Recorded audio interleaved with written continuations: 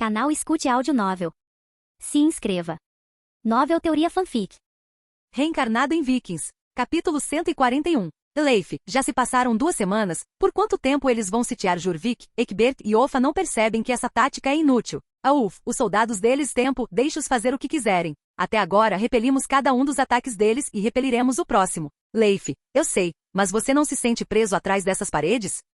Não, eu até gosto. Eles perdem dezenas de pessoas em cada ataque, nós perdemos um punhado. A vontade de lutar deles enfraquece, chove em suas cabeças, nós temos um teto sobre os nossos, temos mulheres, álcool e outros entretenimentos. O entretenimento deles são funerais frequentes. Leif, eu sei, você me disse isso antes, mas eu odeio essa sensação de falta de liberdade. Quando o nosso povo volta? Já se passaram 14 dias, então pelo menos mais 7. Se nossos mensageiros encontrarem outros exércitos, em poucos dias devemos esperar que Ragnar, Calco, Tryggvi, Caolho e Thorstein retornem, ou se não todos eles. Pelo menos alguns deles. Egbert e Offa podem se encontrar entre o martelo e a bigorna, 2.000 guerreiros atrás deles e à frente deles nós em Jorvik. Naqueles dias, repelir os ataques às muralhas era relativamente fácil, especialmente porque o exército inimigo só tinha um ariete e escadas. Se tivessem catapultas ou balistas, teríamos um grande problema. Portanto, não estava preocupado com o curso da situação quando os anglo-saxões atacaram, bastaram algumas flechas, pedras e água quente para detê-los.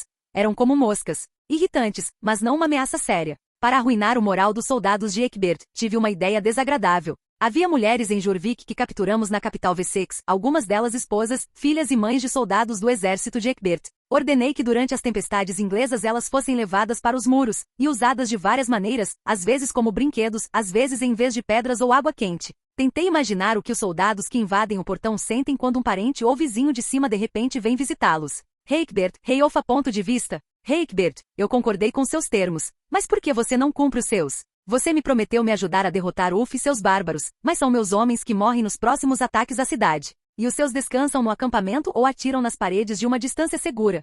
Offa, eu te dei 200 dos meus soldados uma vez, você disse que tomaria Jorvik, a maioria deles morreu. Então não culpe os seus fracassos em outra pessoa. Se você quer tentar novas táticas e ideias, faça em suas tropas. Eu vim aqui para vencer, não para morrer sob os muros desta cidade. Você só lê esses pergaminhos romanos e parece que você é um grande comandante. Egbert, preciso de seus soldados, os meus perdem o ânimo para lutar, cada ataque é uma derrota e novas baixas. Eles sabem que perderam suas casas e famílias em Winchester, seus parentes são brinquedos nas mãos desses pagãos? Seu povo não tem tais pensamentos ou preocupações. Offa, já que perderam tudo, então deveriam lutar melhor, já que a única coisa que tem a perder é a vida, Deus os recompensará no céu. É fim do ponto de vista? Os 10 dias seguintes trouxeram mais 3 tentativas de capturar a cidade, mas novamente elas não tiveram sucesso. Estávamos sentados nos aposentos de Leif como sempre, talvez porque ele estivesse aqui há 2 anos, seus aposentos eram mais agradáveis. Meus aposentos eram simples, e você poderia até dizer espartanos na decoração. Uma mesa, uma cama, uma cadeira e nada mais, mas Leif tratava Jorvik mais como seu novo lar. Tem um trabalho para você bem perigoso. Você vai pegar alguns homens e deixar a cidade, verificar a área se nossos exércitos estão por perto. Rolo, e se eu encontrá-los, o que eu faço? Quando surgir a oportunidade, vocês realizarão um ataque noturno ao acampamento inglês. Observaremos das muralhas se vocês atacarem e então atacaremos. Tentaremos capturar Offa ou Egbert vivos se tiverem oportunidade. Rolo, quando devo ir embora? Ragnar e os outros podem estar bem próximos agora. Eu sei, é por isso que quanto mais cedo melhor. Escolha 10 ou 20 pessoas e vocês sairão à noite. As patrulhas inglesas são preguiçosas e previsíveis, elas sempre patrulham no mesmo horário. Vocês descerão dos muros por cordas, e eu não preciso explicar o resto. Embora eu estivesse bem dentro dos muros, Jorvik estava sitiada há quase um mês, ainda havia comida para 2, se parássemos de alimentar os escravos, talvez mais 2. Mas eu queria evitar isso, eventualmente os escravos também tinham algum valor, e o ouro árabe me tentava. Na noite seguinte, Rolo e outros 10 guerreiros deixaram Jorvik. Ele decidiu levar um número menor de pessoas com ele para facilitar a fuga deles. Leif, ele consegue fazer isso? Rolo pode não ter o melhor caráter, mas quando se trata de guerra, ataque e luta, ele é sempre confiável. Leif, você sabia que ele é ambicioso? Desde que Ragnar virou Jarl, isso se torna ainda mais evidente.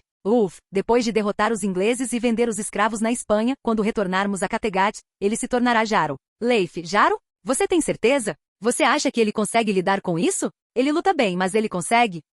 Tenho certeza, e suas outras 2 perguntas? Não sei. Vou fazer Jarl em Vestfold, vai fazer fronteira com a Suécia, então ele pode lutar. Capítulo 142. Rolo, Tryggvi, Caolho, Thorstein. Ponto de vista. Rolo, atacamos à noite quando eles menos esperam, e tentamos capturar Egbert e Offa vivos. A caolho, somos apenas 2.000, Egbert e Offa têm 4 ou 5.000 guerreiros, temos a vantagem da surpresa, mas não será uma luta fácil. Rolo, Ulf e Leif quando nos virem atacando, abrirão os portões de Jurvik e atacarão os ingleses do outro lado. Então seremos pelo menos 3.000. Thorstein, você pensa demais, se houver 1.000 ou 2 não muda nada, e desde que Ulf se tornou rei. Não perdemos nenhuma batalha importante e nossas barrigas cresceram douradas e gordas. Rolo, Ulf tem muita sorte, mas não se pode confiar apenas na sorte. O Thorstein, talvez, ou talvez os deuses como ele. Lembre-se também de todos os lugares que ele nos mostrou, então não é só sorte. Você costumava beber toda a prata que tinha, agora você nem pega uma moeda quando ela está no chão. E é só graças a Ulf. Tryggvi, chega. Perdemos tempo falando sobre coisas irrelevantes. Mas qual é o nosso plano? Eu sugiro usar arqueiros, mesmo que seja noite, mas podemos atirar no acampamento inimigo de qualquer maneira, sempre acertamos alguém. Rolo, dividiremos nossos homens em 2 exércitos, um atacará do sul, o outro atacará do leste, e faremos como Tryggvi sugeriu. Atacaremos em 2 dias, prepare seus homens, Ulf me confiou essa tarefa e eu não quero erros. É fim do ponto de vista? Já faz alguns dias que Rolo deixou Jurvik. Ordenei mais controle sobre os escravos, e a maioria deles permaneceu em confinamento permanente. Também introduzi a proibição de beber álcool, embora apenas parcialmente. Você podia beber, mas apenas em pequenas quantidades. Quando alguém era pego completamente bêbado, a penalidade para ele era açoite. Como o ataque aos ingleses seria lançado à noite, Jurvik parecia uma cidade deserta durante o dia, a maioria das pessoas estava dormindo, e apenas os defensores nas muralhas estavam em alerta o tempo todo. Já passava da meia-noite quando um dos soldados veio correndo para o meu quarto. Soldado, senhor, acho que começou, alguma coisa está acontecendo no acampamento inimigo. Ulf, por fim, avise Leif, estou indo para as muralhas. Depois de alguns minutos eu estava nas muralhas e tentava ver o que estava acontecendo no acampamento inimigo. Infelizmente havia poucas fogueiras ali. A única coisa que notei na luz delas foram pessoas correndo por aí e que alguém tinha caído. Ulf, silêncio. Estou tentando ouvir alguma coisa. Silenciei as pessoas nas muralhas. Tentei ouvir os sons vindos daquela direção, até mesmo prendendo a respiração como se isso ajudasse. Não tinha certeza. A confusão no acampamento inimigo poderia ter sido causada por muitas coisas, mas também poderia ter sido um ataque. Se isso for um ataque e eu não for ao resgate, os ingleses provavelmente vencerão. Se não for um ataque e eu tirar as tropas de Jurvik, os ingleses vencerão também. Eu me perguntava o que fazer em seguida, eu não tinha medo de perder ou mesmo morrer. Eu já experimentei essas coisas em várias vidas antes. Mesmo se eu perder para os ingleses agora, no futuro eu terei a oportunidade de derrotá-los. Mas uma coisa era certa, se eu morresse hoje, em algumas semanas Lagertha e o de meus filhos morreriam. O velho rei está morto, vida longa ao novo rei, tenho certeza que alguém tomará meu trono. Leif se juntou a mim no muro, e eu sabia o que fazer. Leif, o que fazemos? Ulf, você levará todo o povo, em Jurvik você deixará apenas uma defesa mínima, nós abriremos o portão e você liderará nosso povo para o ataque. Leif, você vai ficar na cidade? Ulf, não, mas também não vou com o exército. Vou sozinho e tento encontrar Egbert e Offa. Se você tem um rei na mão, o exército dele não importa. Foi um grande risco, mas me deu mais opções. Se não for um ataque de Rolo e dos outros, Leif terá um exército inteiro de ingleses nele, e eu terei a oportunidade de capturar Egbert e Offa, e se tudo der errado, sempre terei a opção de escapar. E Leif, entendo que os deuses nos favoreçam. Ulf, não seja morto, meu amigo, e mate o máximo possível desses bastardos. Leif, como você avalia nossas chances? Ulf, há mais ingleses do que nós, eles nos odeiam e lutarão ferozmente, nossas chances são muito boas. Leif, morrer ou vencer? Ulf, e há alguma diferença entre eles? Considero Leif um dos poucos amigos que tenho, e ele é uma das poucas pessoas em quem confio. Talvez ele morra nessa batalha, mas todos morrerão um dia. Se a morte dele nos ajudar a vencer, eu sou capaz de aceitar isso. A cidade parecia uma colmeia, as pessoas estavam correndo, pegando armas, vestindo armaduras. Ulf, preparem-se para lutar, abram os portões. Momentos depois, os portões de Jurvik se abriram pela primeira vez em 2 meses e nosso exército seguiu em frente. Eu me misturei à multidão de guerreiros, então diminuí o ritmo e fiquei um pouco para trás, então me separei completamente deles. Encontrar Egbert e Offa no campo de batalha não será fácil, mas quem jogar alto deve vencer.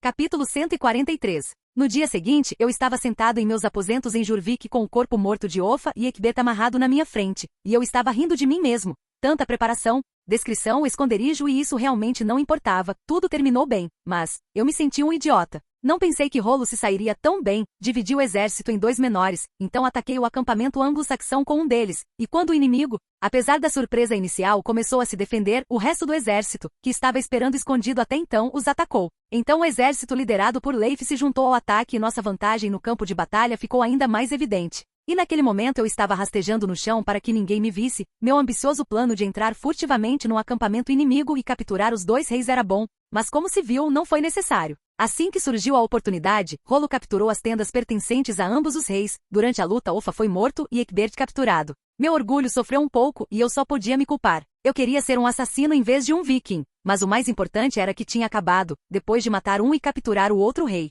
O moral dos anglo-saxões desmoronou completamente, parte do exército se rendeu, muitos também fugiram. Felizmente Rolo não ordenou uma perseguição, isso só poderia aumentar nossas perdas, que não eram pequenas. Rei Ecgberht, o que você fará comigo? A voz do meu prisioneiro me tirou dos meus pensamentos. Culf, me perdoe, pensei. O que farei com você? Você morrerá. Veja, meu amigo, você não morrerá porque eu quero sua terra ou suas riquezas. Eu também não me importo em qual Deus você acredita. Você morrerá porque dormiu com minha esposa. Rei Ecgberht, o quê? Eu não conheço sua esposa. Você é louco. Culf, eu sei que você nunca conheceu Lagertha e pense o que quiser. Mas há coisas que são difíceis de explicar, e ainda mais difíceis de entender. Não tenho motivos para mentir para você. Você está morto de qualquer maneira. Claro, Ecgberht não tinha como saber do que eu estava falando. Minhas ações também não tinham lógica. Matar alguém por algo que ele ainda não tinha feito e nem será capaz de fazer.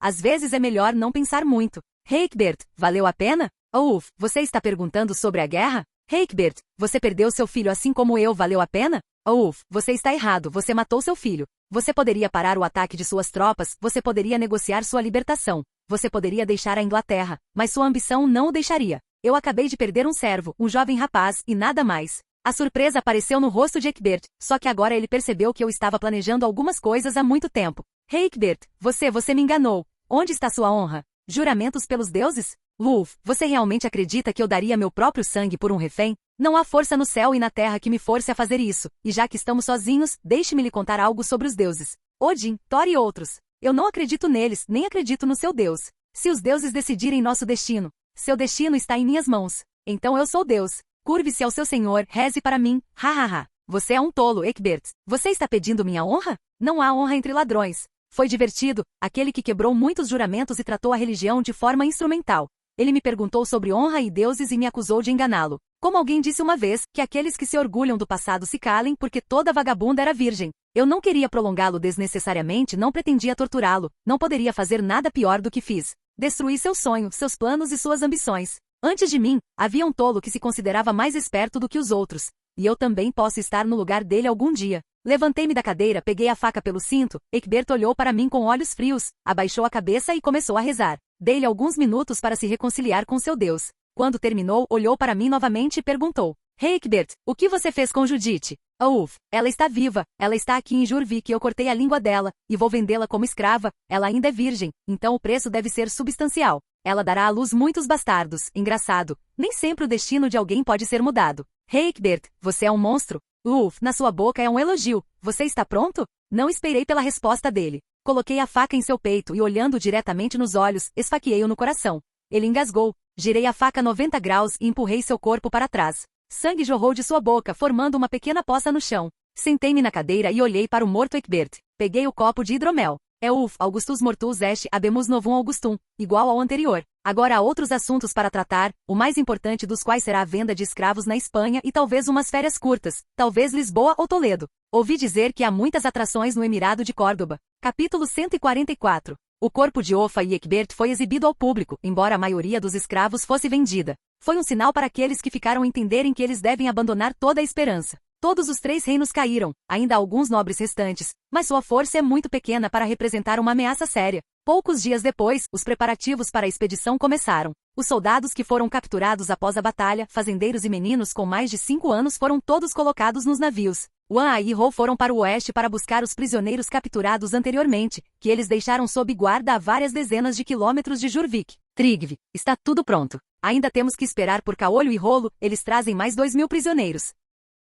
Eu sei, e teremos que visitar a capital de Wessex novamente. Lá, carregaremos o resto dos anglo-saxões e navegaremos para a Espanha. Leif, quantos navios? Ainda vamos levar suprimentos, então não mais que 60 prisioneiros por navio, a menos que estejamos acompanhados por navios mercantes. Eles levarão os suprimentos e nós levaremos os prisioneiros, então 80 prisioneiros por navio. 75 navios. Trigve, então vendemos apenas 6.000? Temos muito mais. Não sei se os árabes comprarão mesmo 6.000, é muita gente e além disso só homens. Mas se comprarem, enviaremos outro transporte em alguns meses. Não vendemos artesãos e mulheres. Alguém tem que trabalhar e alguém tem que gerar nossos filhos. Leif, e agora?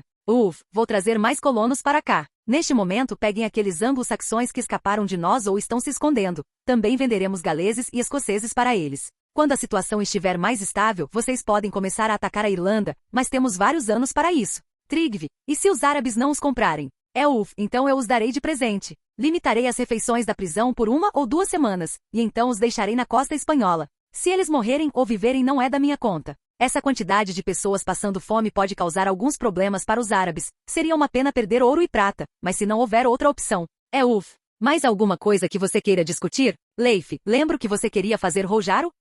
Sim, eu pensei nisso antes, mas depois da batalha, estou ainda mais convencido. Ele vai conseguir províncias perto da Suécia para não ficar entediado. Abordamos alguns outros tópicos menos importantes, então a reunião terminou com um banquete e uma grande ressaca no dia seguinte. 2 semanas depois, Rolo e Caolho retornaram a Jorvik, liderando os outros cativos. Antes de partirmos para a Espanha, chamei Rolo para informá-lo de sua promoção. Ele aceitou sem emoção e sem surpresa, pensei que ele iria gostar mais, especialmente porque estava na mesma posição que Ragnar. Ordenei que ele retornasse a Kattegat no navio mais próximo, e 2 dias depois ele partiu para a Noruega e navegamos para o sul. Levamos 18 dias para chegar à antiga capital de Wessex, e passamos mais uma semana lá repondo suprimentos e carregando prisioneiros. Eu estava na praia observando minha frota, e não tinha certeza de como os árabes reagiriam a isso. Não parecíamos uma frota mercante, 75 navios de guerra e 12 navios mercantes. Era mais como o dia D e o desembarque na Normandia. Escolhi Lisboa como nosso porto de destino. Os árabes ocuparam a cidade por 70 ou 80 anos e ela se tornou um importante porto comercial com o norte da África,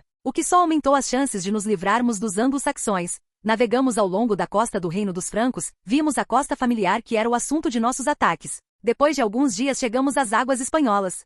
Caolho, você acha que eles vão nos aceitar de braços abertos? Não, é por isso que só trarei um navio para a costa durante o dia, para que não pensem que é uma invasão e o resto dos navios ficarão esperando no mar. Montarei acampamento e esperarei uma delegação da cidade chegar. Os árabes devem se sentir no controle de toda a situação. Caolho, e nós devemos esperar. E se eles atacarem? Com 40 homens e 60 escravos, você não fará muita coisa. Sim, você tem que esperar. Quero estabelecer uma cooperação permanente com eles. Temporariamente, é claro. E se eles atacarem? É improvável. Vendo quase 100 navios no mar, eles não tentarão nos provocar. Caolho, espero que você saiba o que está fazendo. Não quero ser a pessoa que vai dizer a Lagerta que você está morto. Quanto você vai cobrar por um escravo? 1 libra de ouro ou 2 libras de prata, mas também pode ser tecido, joias e outras coisas úteis. Caolho, depois que terminarmos nossos negócios na Espanha, voltaremos para Kattegat?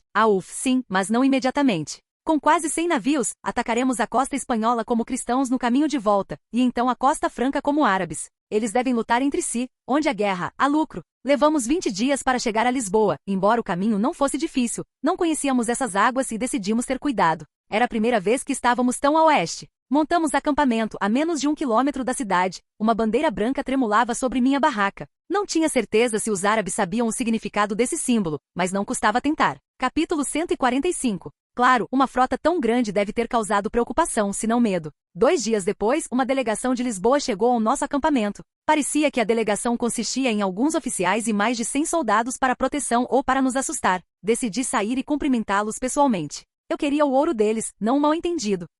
Saudações. Meu nome é Gaunterodin, sou um comerciante do reino de Ulster. Como posso ser útil a vocês, cavalheiros? Eles me olharam surpresos, provavelmente não esperavam que eu conhecesse a língua deles, ou que uma frota tão grande pudesse pertencer a um mercador. Depois de um tempo, um deles falou. Ele tinha talvez 40 anos, pele morena, rechonchudo, mas não gordo, embora não muitas refeições o separassem disso. Bem vestido até onde eu podia ver. Abas, saudações. Meu nome é Abas e sou o escrivão encarregado da segurança desta cidade. O que o traz aqui? A frota que vemos causa nossa preocupação. Como mencionei, sou um comerciante e são os negócios mercantis que me trazem à sua bela cidade. Abas, você não parece um comerciante, mas sim um ladrão. Eu me senti ofendido, não era adequado para capas de revistas, mas meu rosto não era tão assustador. Você não parece saber qual lado da espada usar, e você é responsável pela segurança da cidade. E qual é a conclusão disso? Abas, não sei, talvez você possa me esclarecer, estranho. Que as aparências enganam. Eu sou um traficante de escravos, que é um trabalho difícil e ingrato, mas alguém tem que fazê-lo. Abas, o traficante de escravos? E essa grande frota? Tenho 6.000 homens e crianças para vender, todos cristãos. Muitos escravos, muitos navios. Tentei não antagonizá-lo, mas também não queria mostrar-lhe minhas fraquezas e somente depois que lhe mostrei meus prisioneiros anglo-saxões, Abas acreditou que eu era quem eu dizia ser. Concordamos que meus navios permanecerão no mar, mas a cada dia 2 navios poderão desembarcar e descarregar sua carga e então retornar ao mar. Claro, os árabes queriam impor um imposto sobre nós no valor de 20% sobre cada escravo que vendêssemos. Mas após longas negociações e explicando que não venderíamos escravos apenas por ouro e prata, mas também por especiarias, ornamentos e tecidos, eles também concordaram em aceitar o pagamento em escravos. As negociações duraram 2 dias e no final Abbas enviou 20 escravas para o nosso acampamento para tornar nossa estadia mais agradável. Lembrando das aventuras de Bjorn e Alfda no programa, avisei meus homens para se certificarem de que essas mulheres não tinham paus. Eu não queria que meus homens ficassem complexos quando descobrissem que a mulher tinha um pau maior que o deles. No dia seguinte, sob o olhar atento dos guardas locais, abri o mercado oficialmente. No começo as pessoas desconfiaram de nós, mas depois de algumas horas isso começou a mudar, infelizmente, pois eu era o único que sabia a língua local e era por isso que eu tinha mais trabalho. Uf, o que você está procurando? E cliente, você tem mulheres? Infelizmente apenas homens e meninos. Fortes, acostumados ao mau tempo, embora eu não saiba como eles conseguem suportar o sol daqui. São principalmente fazendeiros e ex-soldados. Cliente, gostaria que você tivesse alguma mulher. E elas obedecem? A pedido do cliente podemos cortar suas línguas e castrá-los. Eu também não pouparia um chicote, não porque eles fossem ameaçadores ou desobedientes, mas algumas chicotadas ainda não mataram ninguém, mas melhoraram os maus hábitos. Cliente, de onde eles são? De lugares diferentes, mas principalmente do extremo norte. Os cristãos, eles lutaram com meu rei, eles perderam e foram feitos prisioneiros. O cliente, e os preços? Gostei de você, você parece um homem que viveu no mundo, não como os outros. O negócio real eu normalmente vendo um homem adulto por 1 libra de ouro ou 2 libras de prata. Também pode haver outros bens para troca. Tecidos, especiarias, ornamentos, mas para você, meu amigo. Se você comprar 2 escravos, você ganhará o terceiro de graça. Mas não conte aos outros sobre isso ou eu irei à falência. A cliente, meninos jovens têm o mesmo preço? Era uma pergunta bastante razoável, mas apesar disso, olhei para meu cliente com desconfiança, talvez ele seja um desses. Por outro lado, não estamos no século XXI, e eu não sou a melhor pessoa para julgar os gostos dos outros. Muitos estudiosos gregos tinham gostos semelhantes. Claro que não, adultos já têm algumas habilidades e são mais valiosos. Crianças ainda precisam aprender tudo, 1 libra de prata ou meia libra de ouro. Você pode comprar 2 e ganhar a terceira de graça. Todos os dias eu tinha dezenas de conversas assim e estava exausto e inadequado para ser um vendedor. As pessoas me irritavam demais. A única vantagem dessa situação era o ouro e a prata, que os árabes deixavam em grandes quantidades no meu mercado, mas não só eu trabalhava, eram casos esporádicos. Mas meus homens tiveram que privar alguns prisioneiros de suas línguas e membros. Também havia alguns esquisitos. Um dos clientes queria ver todos os meninos até os 8 anos e disse para eles cantarem, e quando ele gostasse de uma das vozes, ele compraria um menino. Como eu descobri depois, ele mesmo os castrou para que suas vozes não mudassem durante a adolescência. Este mundo é estranho e as pessoas são estranhas. Capítulo 146.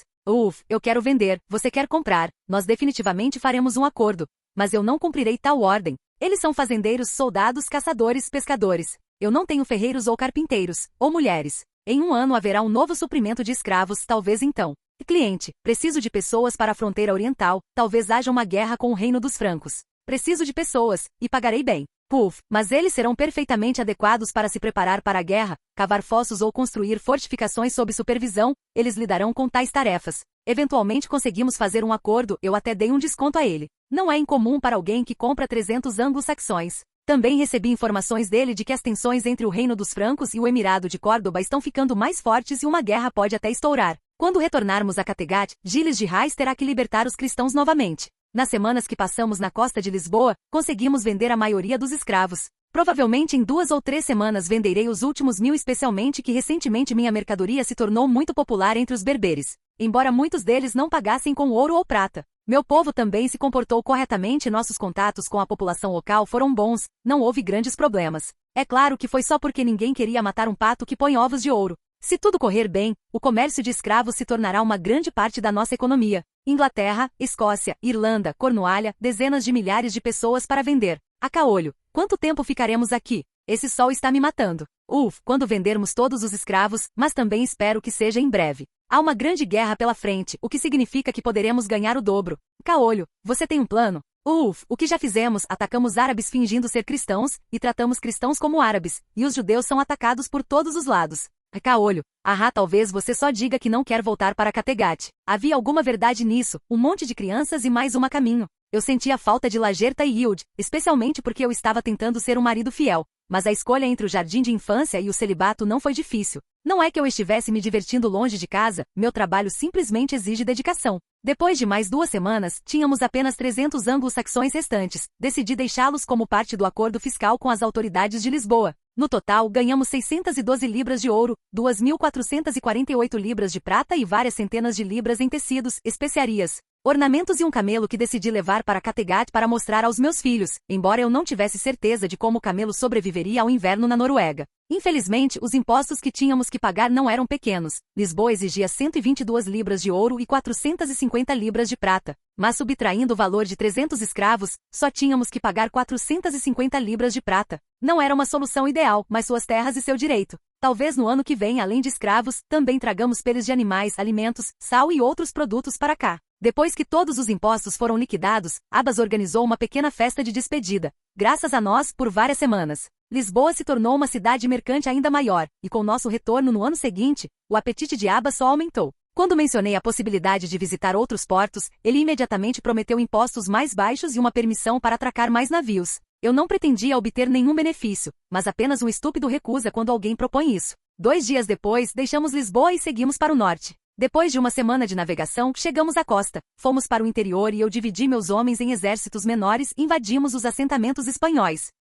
Você poupa cristãos e igrejas, mata todos os árabes e queima mesquitas. Como sempre, você faz mulheres cativas. Boa caçada! Nas 2 semanas seguintes capturamos 13 assentamentos árabes menores e maiores, a maioria mal defendida. Destruímos mesquitas, sinagogas, casas e até plantações. Também capturamos mais de 300 mulheres muçulmanas e judias, e o nome Gires de Reis estava na boca de todos novamente. Então navegamos para o leste e saqueamos as terras cristãs de forma semelhante. Nossos ataques se tornaram mais ousados, assentamentos inteiros foram queimados, pessoas e animais foram pregados nas cruzes, não poupamos ninguém. A costa do Reino Franco ficou vermelha de sangue. Claro, deixamos algumas pistas que apontavam para o autor desses crimes. A caolho, por que estamos fazendo isso? Você acha que meu reino é forte? Caolho, sim, podemos invocar 5 ou 6 mil guerreiros. O rei dos francos pode convocar 30 ou 40 mil guerreiros. O Emirado de Córdoba provavelmente tem um número similar de soldados. Eles ficarão mais fracos lutando entre si, e atacando ambos os lados ganhamos um bom dinheiro. Caolho, você não quer conquistá-los? Não, conquista é como hidromel, se você beber muito, você se sente mal no dia seguinte. Grandes reinos estão entrando em colapso porque não conseguem controlar seus súditos e terras. Quando estaremos em Jorvik? A caolho, em 2 dias, depois mais 2 semanas e estaremos em Kattegat. Eu deixaria parte do saque e dos objetos de valor para Leif, para que ele pudesse trabalhar mais livremente na Inglaterra. Eu também tinha que cuidar das pessoas que lutaram por mim. Elas teriam uma escolha, terras nas ilhas ou prata. Capítulo 147. E caolho, quando vamos para Kattegat? Nós deveríamos ficar em Jorvik por 2 dias, e estamos aqui há mais de 10 dias. Se formos agora, chegaremos lá antes do inverno, caso contrário, teremos que esperar até a primavera. Tenho muitas responsabilidades, salários, alocações de terras. É caolho, Leif poderia lidar com isso sozinho. Mas que tipo de rei eu seria se colocasse todas as minhas responsabilidades no meu povo? Claro, era só uma desculpa. Leif realmente fazia a maioria das tarefas, mas eu não podia admitir. Eu estava apenas adiando meu retorno para casa. Eu não estava intimidado pelo pensamento de lutar contra as forças inimigas avassaladoras, mas eu tinha medo de 4 crianças, mulheres grávidas. Tudo bem, mais 2 dias e podemos partir, dê ordens à tripulação. Desta vez não estendi mais nada, deixamos Jorvik 2 dias depois, graças à minha bênção. O vento sempre foi bom para nós e nossa viagem ocorreu sem problemas. Depois de passar 10 dias no mar, chegamos a Kattegat. Já era noite, embora parte da frota permanecesse em Jorvik e o porto de Kattegat fosse ampliado, demorou muito para atracar os 70 navios. Para não perder mais tempo, decidi descarregar escravos, objetos de valor e outras mercadorias pela manhã. Eu estava de pé na praia, olhei para o céu e para a lua, devia ser bem depois da meia-noite, como marido e pai responsável. Decidi esperar até o amanhecer para ir para casa. Acordar as crianças à noite nunca foi uma boa ideia. Também tentei calcular se Hilde já tinha dado à luz, e se não, quando ela daria à luz. Mas meus cálculos mostram que Hilde deu à luz há cerca de 2 semanas, eu acho. Descobri sobre sua gravidez em março, e era novembro, mas não tinha certeza, pois ela estava grávida. É melhor eu ir dormir, amanhã será um dia difícil. Voltei para um dos navios, estava tão cansado que adormeci quase imediatamente, e só fui acordado pelo canto do galo na manhã seguinte. Naquele momento eu sabia o que haveria para o jantar hoje. Em primeiro lugar, ordenei que o camelo fosse descarregado. O animal ficou um pouco assustado e desconfiado, mas na minha presença se acalmou. Aparentemente os poderes de Veles alcançam até mesmo além do mar Mediterrâneo. Quando eu estava andando pelas ruas de Kattegat, muitas pessoas se reuniram ao meu redor. Claro que o motivo era o animal, além das pessoas que estavam comigo na Espanha. Ninguém na Noruega tinha visto um camelo ainda. Consegui me livrar deles depois de vários minutos. Disse que o animal fica em Kattegat e que eles poderão vê-lo mais de perto amanhã, antes mesmo de abrir a porta. Irsa e eu saímos correndo. E Irsa, pai, ela pulou em mim e me fez sentir como se estivesse em uma convenção feminista. Suspeito que não haverá sexo hoje, talvez até por alguns dias. Eu engasguei, tentando esconder minha careta de dor. Você cresceu. E ela engordou, não sei se a alimentam com pedras ou algo assim. Onde estão Lagerta e Yud? E Irsa, em casa com o Field. Porra, não precisa ser gênio para entender esse nome. Mais uma filha, mais uma mulher em casa. Vejo meu futuro em cores pretas, o que vai acontecer quando seus períodos estiverem sincronizados. Leve-me até sua nova irmã. Irsa pareceu surpresa que eu soubesse quem era o Field. Abri a porta, entramos e subimos as escadas. Não havia dúvidas, a casa inteira cheirava a um bebê. Abri discretamente a porta do quarto, espiei pela fresta, Yud estava alimentando minha nova filha, e Lagerta estava tentando acalmar o resto das crianças. Arne, Hela e Bjorn, se Irsa se juntar a eles, serão como os 4 cavaleiros do apocalipse. Estou começando a sentir falta da guerra, na guerra eu só poderia morrer, e aqui provavelmente vou enlouquecer. Lagerta, Fui acordado pela voz da minha esposa, e então fui cercado por forças inimigas avassaladoras. Lagerta se jogou em volta do meu pescoço e minhas pernas foram amarradas por um bando de monstrinhos. Atrás deles estava Yud com um bebezinho nos braços. Instintivamente agarrei Lagerte pelas nádegas e a beijei apaixonadamente. E Lagerta, quando você voltou? À noite você não ouviu a comoção? A Lagerta, pensei que fossem mais mercadores, recebemos uma mensagem de Jurvik há cerca de um mês dizendo que vocês venceram a guerra. E desde então mais e mais mercadores se aglomeraram em Kattegat. Pode esperar, agora me diga o que está acontecendo em casa? Eu me libertei do aperto da minha esposa, peguei meus filhos e os joguei delicadamente na cama. Fui até Yud. A Yud, senhor, está é sua filha, o Field. Ela parecia um bebê qualquer, mas talvez isso fosse uma coisa boa. Eu já tinha um filho que se destacava, ele era imediatamente visível na multidão de crianças. Yud parou de amamentá-la e a deu para mim. Minha filha começou a chorar imediatamente. Não havia como negar que este é meu bebê. Eu quase chorei quando Lagerta ou Yud não me deixaram usar seus seios. Segurei o Field com uma mão e com a outra abracei Yud e a beijei.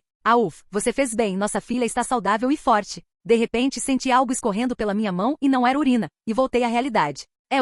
Acho que preciso me lavar, e então você ganhará presentes. Capítulo 148. Não há nada como um banho morno. Consegui me lavar das últimas semanas no mar, e do cocô da minha filha. Especialmente porque Lagerta, como qualquer boa esposa, decidiu me ajudar. Lagerta, você teve alguma aventura interessante?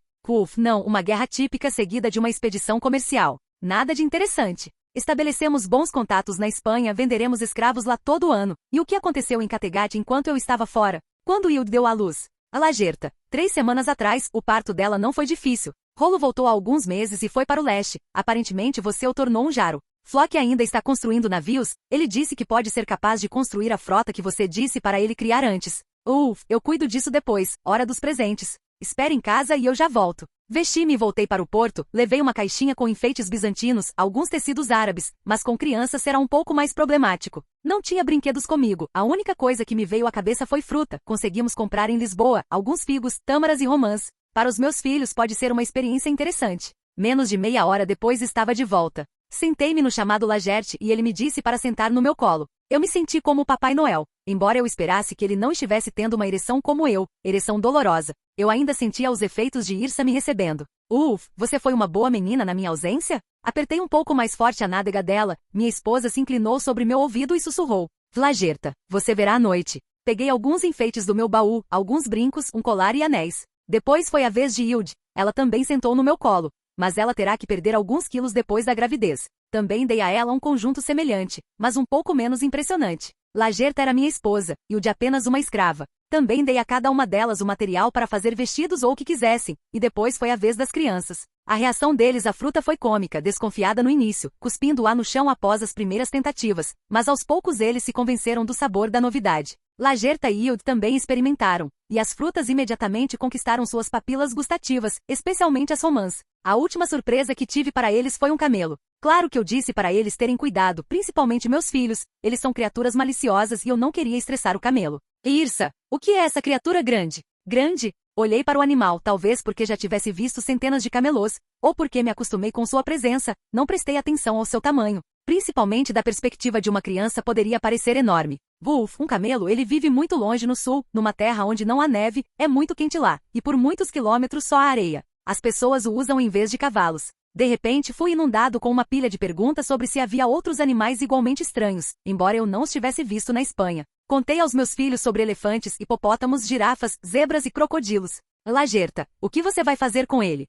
Pode ficar em Kattegat como algo incomum, as pessoas ficarão curiosas, podemos comê-lo também, mas não sei qual é o gosto. Com dificuldade, conseguimos arrastar as crianças para casa novamente, e eu temporariamente levei o camelo para o celeiro. A família toda se reuniu na sala maior, e Woody estava sentada na poltrona e alimentando minha filha, eu estava deitada no sofá, Lagerta estava deitada ao meu lado. Crianças estavam correndo e causando estragos. Edílio, eu estava lentamente adormecendo quando de repente senti um golpe no estômago. Pulei do sofá. Woody e as crianças começaram a rir. Acontece que Irsa subiu na beirada do sofá e pulou em mim. Não sei o que lhe veio à mente para fingir ser John Cena. Agarrei sua perna e a levantei e olhei para ela com raiva.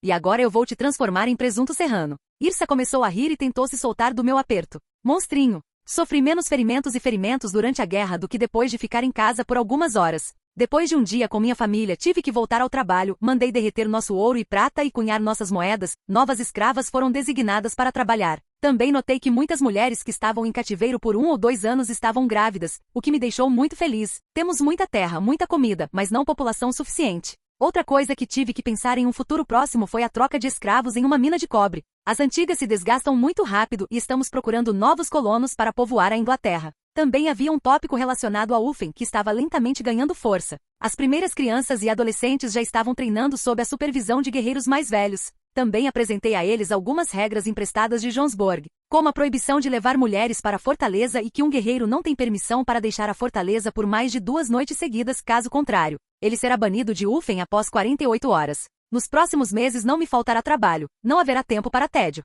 Capítulo 149. Boa noite. Hoje, para todos aqueles reunidos em frente às TVs, temos outra entrevista com o professor Larsen, do Departamento de Arqueologia da Universidade de Oslo. E cara da TV, boa noite, professor Larsen. Professor, suas descobertas sobre o túmulo de Ulf Eriksson despertaram a curiosidade de nossos telespectadores. Todos os dias recebemos centenas de e-mails e telefonemas pedindo e até exigindo outra entrevista. Larsen, boa noite. Estou feliz com tanto interesse neste tópico, especialmente porque meu livro será publicado em breve. Claro, estou brincando. Uma árvore para crescer grande e forte deve ter raízes fortes. A história é a raiz das nações. Cara da TV, já se passaram vários meses desde nossa última entrevista. Larsen, já faz quase 1 ano, o tempo voa. E cara da TV, o que você pode nos contar de novo sobre Ulf Eriksson e os segredos de sua vida semilendária? Larsen, não estamos investigando sua vida no momento, mas sua morte e o local de seu enterro. Claro, com este estudo, podemos confirmar algumas coisas. Como já mencionado no exemplo das urnas na tumba, elas pertenciam à sua esposa Lagerta.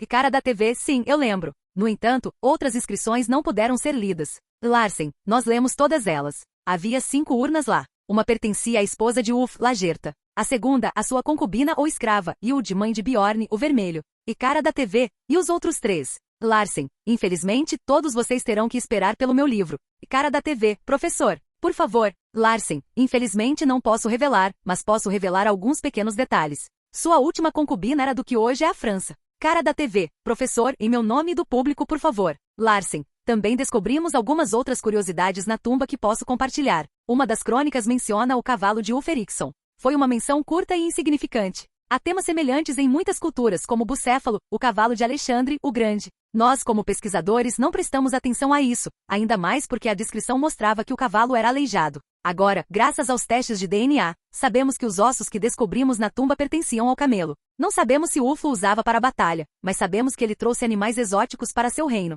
Cara da TV, trouxeram-nos do Médio Oriente? Larsen, não necessariamente. Ele podia comprá-los na Espanha, que estava sob domínio árabe, especialmente porque ele tinha muitas trocas comerciais com eles. Sabemos por registros árabes que por um período de 10 anos ele vendeu quase 500 mil pessoas para a escravidão. A maioria delas eram anglo-saxões, escoceses e irlandeses. Cara da TV, eu li muitos livros e informações sobre esse período, mas nunca ouvi falar dele. Larsen, porque é outra nova descoberta. Registros árabes falam de um comerciante do reino de Ulster chamado Gaunter Odin. Na tumba de Ulf Eriksson, encontramos registros de que ele e Gaunter são a mesma pessoa. É cara da TV, impossível. Por que ele estaria se escondendo sob um pseudônimo? O tráfico de escravos era normal naquela época. Ele queria proteger sua reputação? Larsen, em vez disso, ele queria evitar a raiva dos cristãos, porque estava principalmente vendendo-os. Todas as informações apontavam para um comerciante de Ulster, não para o rei da Noruega. Cara da TV, informação chocante, mas por outro lado ainda não é uma grande falha no caráter de Ulf Eriksson, especialmente depois do que ele fez na Dinamarca.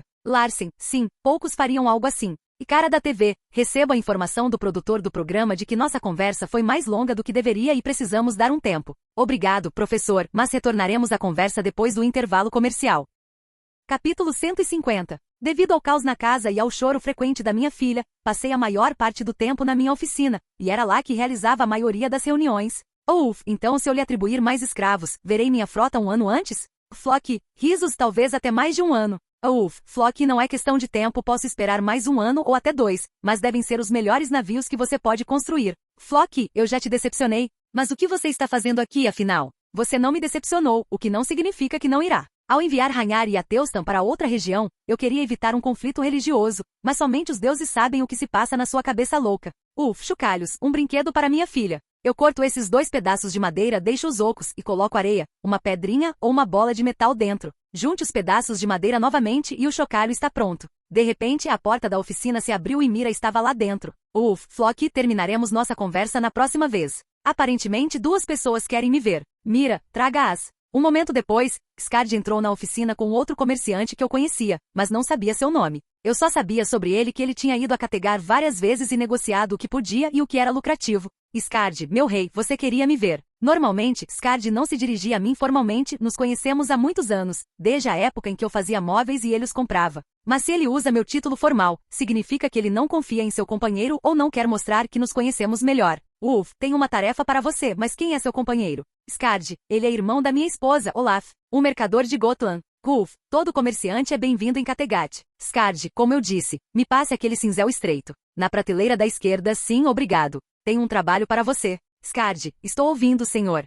Eu recentemente conquistei muitas terras no oeste. Você já foi a Jurvik, então você conhece esse lugar. Todas essas terras são minha propriedade. Skard, e os moradores locais?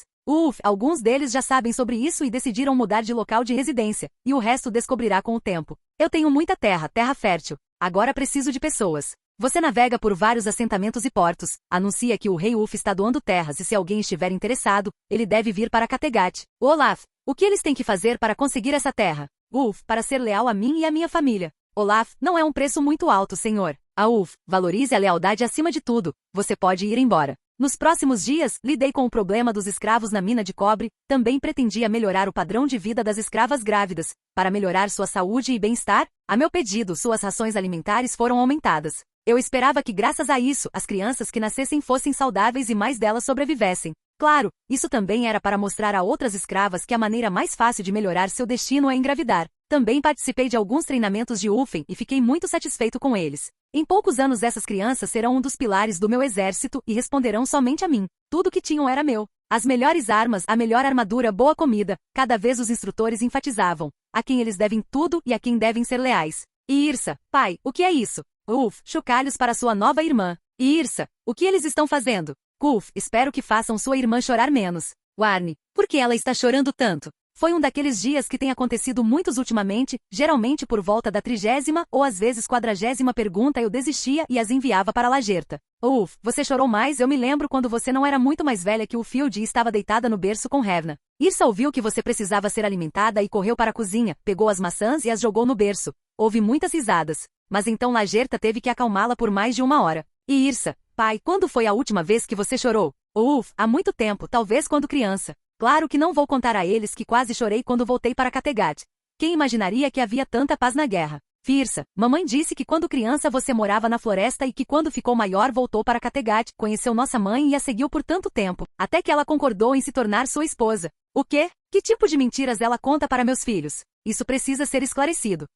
Sente-se. Vou lhe contar como foi realmente. Quando visitei a casa de Lagerta pela primeira vez e a vi, ela estava toda coberta de lama e mais, porque estava limpando o chiqueiro. No começo pensei que fosse um menino, Lagerta era tão plana quanto a superfície da nossa mesa de cozinha. Sua mãe não me deixou em paz. De repente senti uma pancada na nuca, virei-me e vi Lagerta parada atrás de mim. Lagerta, Flat, você não vai dormir no nosso quarto hoje. Dormi na oficina muitas vezes, não era nenhuma novidade. Apenas sorri e voltei a contar a história verdadeira. Arne, como você conheceu Yield? Atacamos um dos assentamentos do Reino dos Francos, ela era uma prisioneira, ela tinha um lindo anel que não conseguia tirar e eu ordenei que ela cortasse o dedo.